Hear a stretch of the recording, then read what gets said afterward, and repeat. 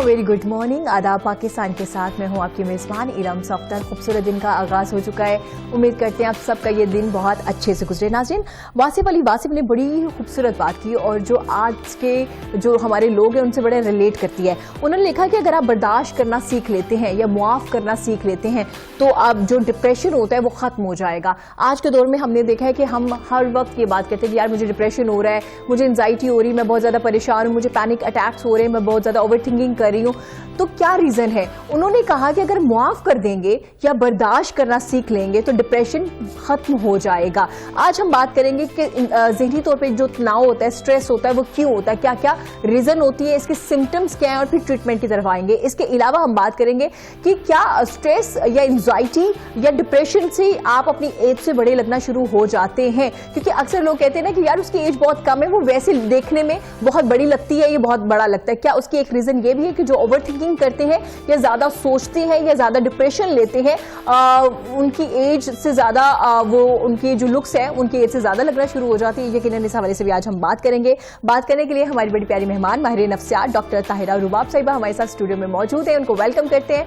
अस्सलाम वालेकुम डॉक्टर साहिबा, कैसी हैं आप? वालेकुम अस्सलाम, बिल्कुल ठीक हूँ madam, thank you so much. हमेशा की तरह बड़ी खूबसूरत लग रही है और आज कोट का कलर भी बहुत ही खूबसूरत है। Thank you so much. Doctor साहिबा, जैसे मैंने जिक्र किया ज़हनी तनाव और स्ट्रेस बहुत ज्यादा हो गया। पहले तो स्ट्रेस की इकसाम कौन कौन सी है, कितनी तरह का स्ट्रेस होता है? समटाइम वर्क स्ट्रेस भी तो होता है ना कि काम बहुत ज्यादा है, आज आपके शोल्डर स्टिफ हो जाते हैं, तो क्या उसका भी ट्रीटमेंट होता है या वो नॉर्मल होता है, वो थोड़ी देर के बाद ठीक हो जाता है? और इसके अलावा कौन सी इकसाम है इसकी? बेसिकली इरम जैसी बात कर रहे हैं तो स्ट्रेस जो है एक एक्चुअली एक नॉर्मल चीज है। अच्छा, ठीक है। जिसको हम प्रॉब्लमैटिक स्ट्रेस कहते हैं, वो बेसिकली ऐसा स्ट्रेस है जो कि over the weeks, over the years आप उसमें से गुजर रहे होते हैं, उसको एक्सपीरियंस कर रहे होते हैं और अल्टीमेटली या आप बर्न आउट कर जाते हैं या फिर वो एकदम से आपका स्ट्रेस जो है वो इतना ज़्यादा एक्यूमुलेट होना शुरू हो जाता है कि आफ्टर सम टाइम जो है वो बैगेज जो बन रहा हुआ होता है वो कहीं ना कहीं जाके फट जाता है। अच्छा। यानी वो हो सकता है आपकी फिजिकल हेल्थ उससे इफेक्ट हो रही हो सकता है आपकी मेंटल हेल्थ उससे इफेक्ट हो रही हो। ऑफ कोर्स ये मेंटल हेल्थ और फिजिकल दोनों को ही इफेक्ट कर रहा होता है। जहां तक वर्क स्ट्रेस की बात है, जैसे मैंने अभी कहा कि स्ट्रेस एक्चुअली नॉर्मल कंडीशन है। हाँ जी। यानी आपने कोई एक नया चेंज आया आपकी रूटीन में, एक नया टास्क आपको मिल रहा है, उसके लिए आपके ऊपर थोड़ा सा प्रेशर आया। वो प्रेशर हेल्दी सिर्फ उस वक्त तक के लिए जब तक वो आपको पुश कर रहा है कि आपने काम करना है। और जैसे वो आप काम कर लेते हो तो आप रिलीज हो जाता है, वो स्ट्रेस रिलीज हो जाता है, वो प्रेशर खत्म हो जाता है। मगर अगर वो काम करते हुए भी, काम करने के बाद भी आपके साथ चिमटा हुआ है और उस स्ट्रेस की वजह से आपकी परफॉर्मेंस बेहतर होने की बजाय खराब हो गई है, अच्छा। यानी स्ट्रेस ने आपको खराब कर दिया, आपकी परफॉर्मेंस को इफेक्ट कर दिया, तो इसका मतलब ये है कि ये प्रॉब्लमैटिक स्ट्रेस है, ये अनहेल्दी स्ट्रेस है और इसको जरूरत है कि आप मैनेज करने के तरीके जो है वो सीख सकें। ठीक है। स्ट्रेस आप समझ सकते हो कि बहुत सारे जिस्मानी बीमारियों की और बहुत सारी ज़हनी बीमारियों की रूट कॉज है, यानी ये मदर ऑफ मेनी इलनेसेस है, आप इसको ये कह सकते हैं। इसकी वजह से बहुत सारे प्रॉब्लम्स जो फिजियोलॉजिकल होते हैं, जिस्मानी होते हैं, जो ज़हनी होते हैं, वो हो सकते हैं। ये किसी भी जिस्मानी मर्ज को बढ़ा सकता है। अच्छा, ये यानी this is very very dangerous. For example अगर आपको शुगर है और आप स्ट्रेस ले रहे हैं, इसको बढ़ा देगा, ये बहुत ज़्यादा बढ़ा देगा। आप एग्जैक्टली आपका शुगर जो है वो डायबिटीज जो है वो मैनेज ही नहीं हो पाएगी। अगर आपको हार्ट का मसला और आप स्ट्रेस में हैं ऑलरेडी तो ये ट्रिगर हो जाएगा, ब्लड प्रेशर आपका नीचे नहीं जाएगा। इसी तरह से कुछ लोग जो कि स्ट्रेस में कॉन्टिन्यूस रह रहे होते हैं या उनको कहीं स्टमक का कोई प्रॉब्लम होता है तो फिर उनको IBS जो इरिटेबल बाउल सिंड्रोम जो है उसका प्रॉब्लम जो है वो होना शुरू हो जाता है। अच्छा। मे बी कुछ लोगों को बिल्कुल हर वक्त यहाँ पे उनके कंधों में स्टिफनेस जो है वो फील होती है, मे बी कुछ लोगों को लूज मोशंस जो है वो फील हो रहे हैं। अच्छा। कुछ लोगों को टांगों में जो है वो दर्द फील होता है, कुछ लोगों को सांस अपना तंग होता हुआ फील हो रहा हो कि सांस नहीं आ रहा। ये सारे स्ट्रेस के सिम्टम्स हैं। ये सारे स्ट्रेस के सिम्टम्स हैं और लोग इसको डिफरेंट लेवल्स के ऊपर लोग इसको एक्सपीरियंस करते हैं और डिफरेंट सिम्टम्स को एक्सपीरियंस करते हैं। अच्छा। कुछ लोगों का स्ट्रेस जो होता है वो बड़ा माइंड के लेवल पे होता है, मतलब उनकी थिंकिंग जो है वो अनक्लियर हो जाती है, वो सही तरीके से डिसीजन मेकिंग जो है वो नहीं कर पा रहे होते, कंफ्यूजन में चली जाती हैं। कुछ लोग जो होते हैं उसको बहुत ज्यादा फिजिकल लेवल के ऊपर जो है वो फील कर रहे होते हैं, उनको अपनी बॉडी पेन्स में, एक्स में थकी हुई, फटीग नजर आती है। So stress is the mother of so many physical and mental illnesses की एक बहुत बड़ी रीजन है, ये बहुत ये कॉज कर सकती है ये लीड कर सकती है, ये बढ़ा सकती है ऑलरेडी कुछ मर्ज जो आपको कोई फिजियोलॉजिकल मर्ज है, कोई मेंटल हेल्थ प्रॉब्लम है,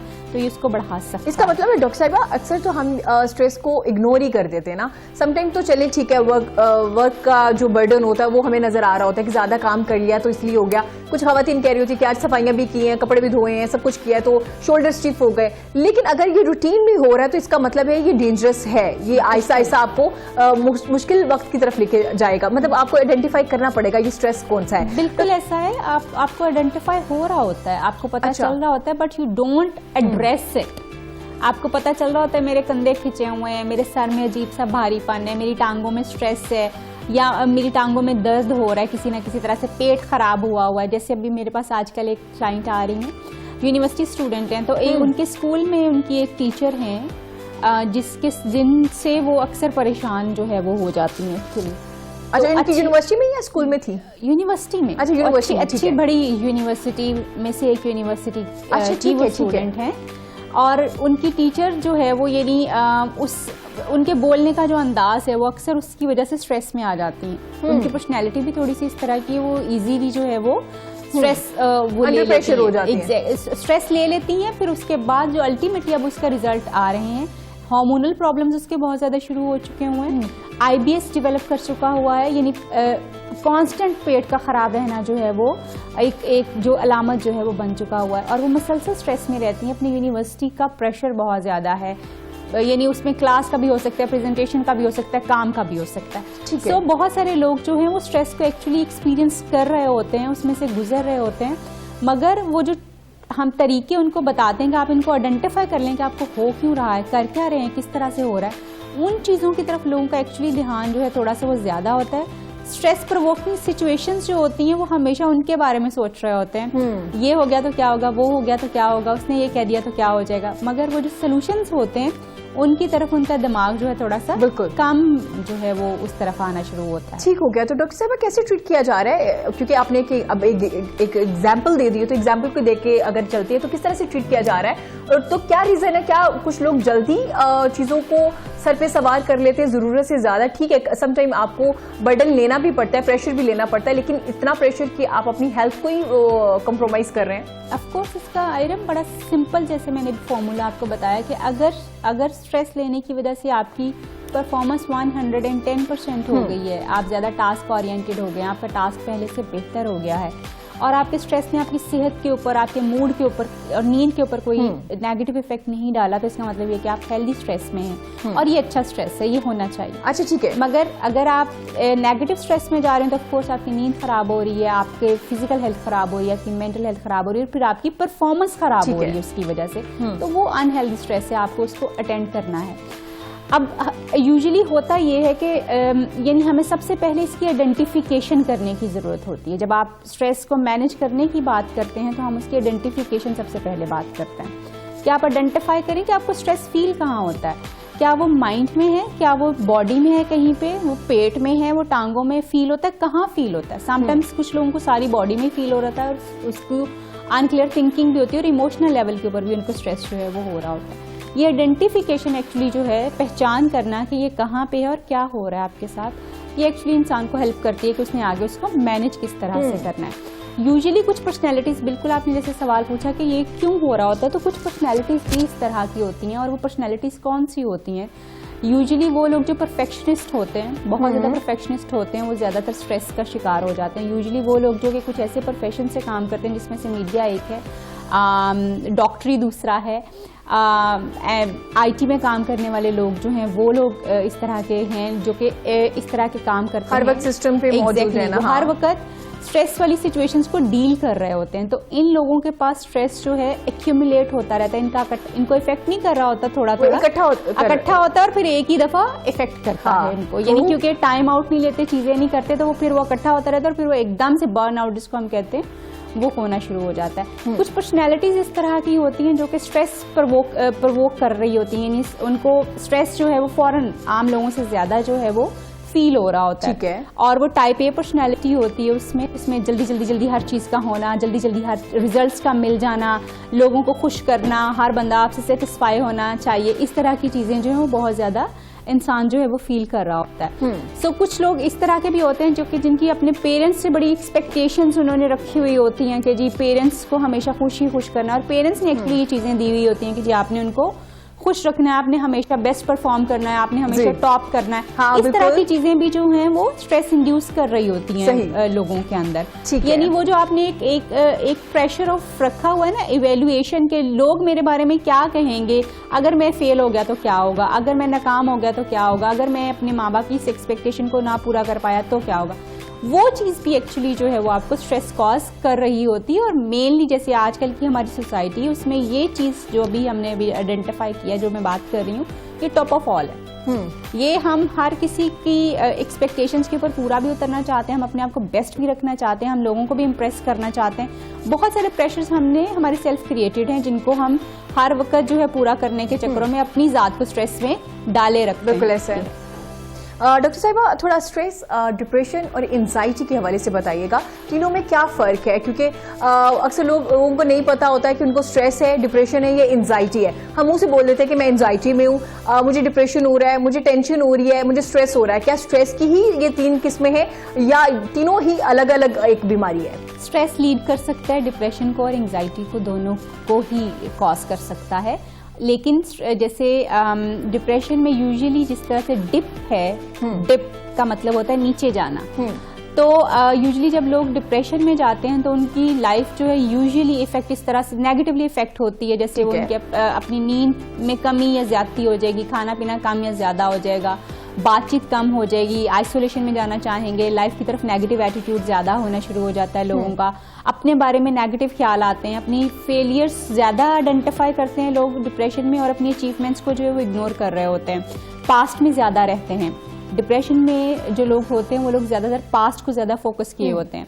ऑन द अदर हैंड जब आप एंजाइटी की बात करते हो तो एंजाइटी बेसिकली ये एप्रीहेंशंस हैं, ये वरी है, ये वरीज हैं और जो कि फ्यूचर के बारे में ज्यादा होती है। क्या होगा कल, क्या होगा, अगर ऐसा ना हुआ तो क्या हो जाएगा, वैसा ना हुआ तो क्या होगा।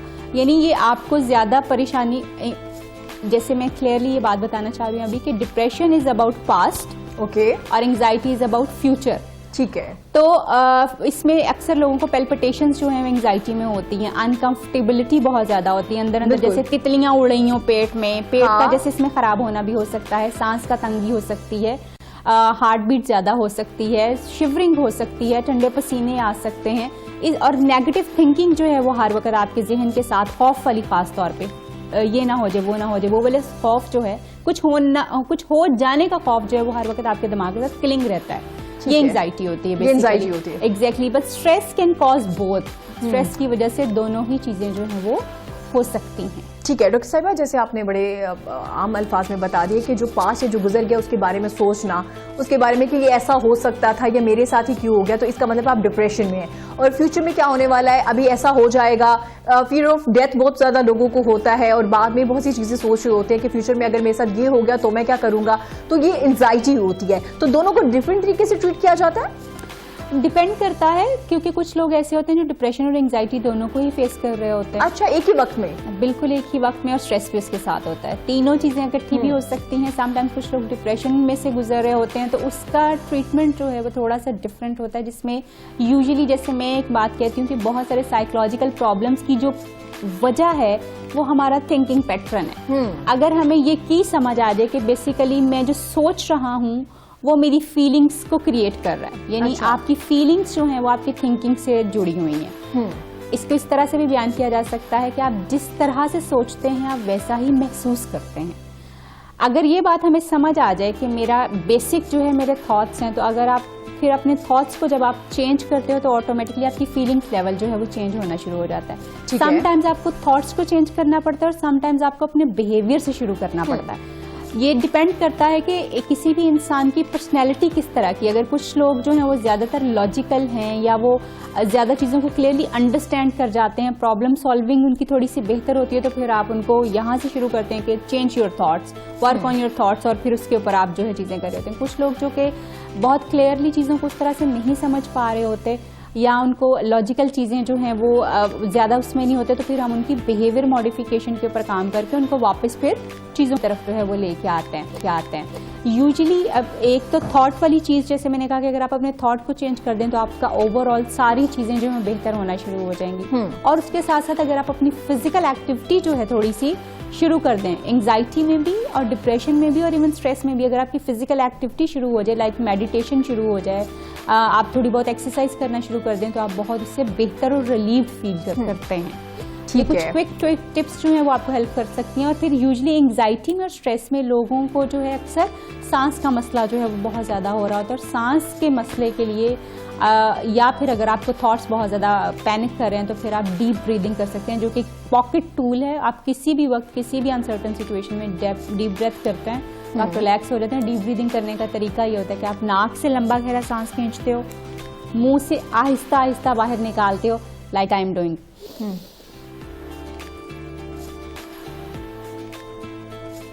इनहेल एक्सहेल की एक प्रैक्टिस जो होती है वो एग्जैक्टली जितना टाइम आपने इनहेल करने में लगाना है, आपने डबल टाइम उसको एक्सहेल करने में लगाना है। और बाकायदा एक वॉइस पैदा हो रही है, पेस आपने क्रिएट करनी है और आपने साथ अपने आप को कहना है रिलैक्स, सब ठीक है, रिलैक्स, सब ठीक है। ये आपका एक मैसेज आपके दिमाग को जाना चाहिए। तो आप देखेंगे विद इन फ्यू ब्रेथ्स आप जब ले रहे होंगे तो आप रिलीव होना शुरू हो जाएंगे, आपकी थिंकिंग क्लियर होना शुरू हो जाएगी और आप बेहतर फील करेंगे इसकी वजह से। ठीक हो गया, बहुत शुक्रिया डॉक्टर साहिबा आपके कीमती वक्त का। डॉक्टर साहिबा ने बताया कि जी स्ट्रेस, एंजाइटी और डिप्रेशन तीनों मुख्तलिफ चीज़ें हैं, लेकिन सम टाइम एक ही शख्स, एक ही पर्सनैलिटी इन तीनों चीज़ों को फेस कर रहा होता है, और ये आपको ऑफकोर्स होती है, आपकी पर्सनालिटी होती है, उस पर भी असरअंदाज हो रही होती है। डॉक्टर साहिबा ने ये भी कहा कि स्ट्रेस जो होती है बहुत सी बीमारियों की माँ होती है, मतलब इस स्ट्रेस की वजह से बहुत सी फिजिकली बीमारियां जो होती हैं वो भी आपको लग सकती है। हम जहनी बीमारियों की अक्सर बात करते हैं क्योंकि जहनी जो बीमारियां हैं उनको ट्रीट करने की भी उसी तरह से ज़रूरत होती है जैसे फिजिकली बीमारियों को ट्रीट करने की ज़रूरत होती है। नाज़रीन, यहाँ वक्त छोटे से ब्रेक का, ब्रेक के बाद हाजिर होंगे, देखते रहिएगा पाकिस्तान के साथ।